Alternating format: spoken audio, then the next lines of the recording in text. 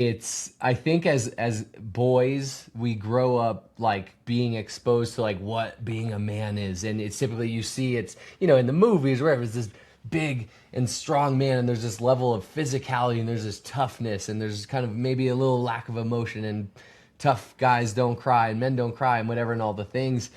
And there's this framework around that, and we grow up like thinking that and wanting that. And honestly, I grew up blessed enough to be able to kind of like pursue a lot of that, right? I played football most of my life through college, have always been into physical stuff.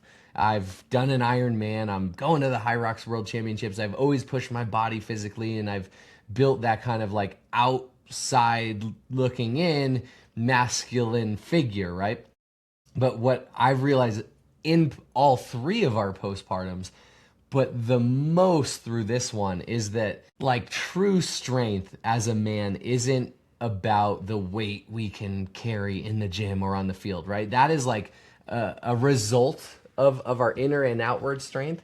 But true strength is really about like how much responsibility we can carry and how much load we can shoulder like when life gets really hard, and especially around our loved ones and our family, but also just within ourselves internally. Because if you guys have listened to the prior episodes, and especially the first one, two, three, where it's us sharing a story, like this is by far the hardest season we've had together as a couple. I'll probably say it's probably my hardest season individually, and I wasn't even the one going through the mental health crisis, the struggles, the postpartum, the everything that Sandy went through.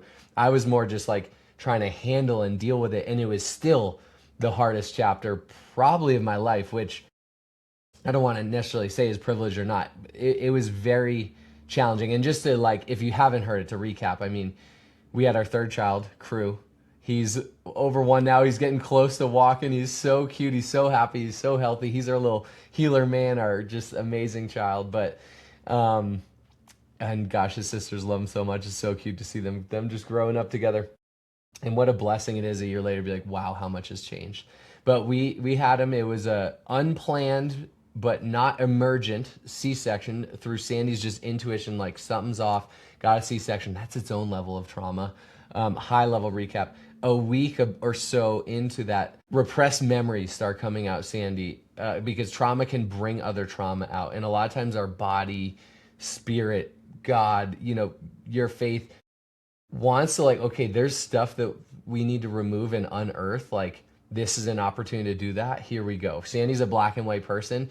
For her, and in this moment, it was like, all right, it's all coming at once. You're going to be healing from a C-section, which is its own beast. You're going to have a newborn. You're going to have all the postpartum hormones, and all of a sudden, we're going to bring, we're going to unearth a lot of trauma that you had from childhood that we're going to need to work through.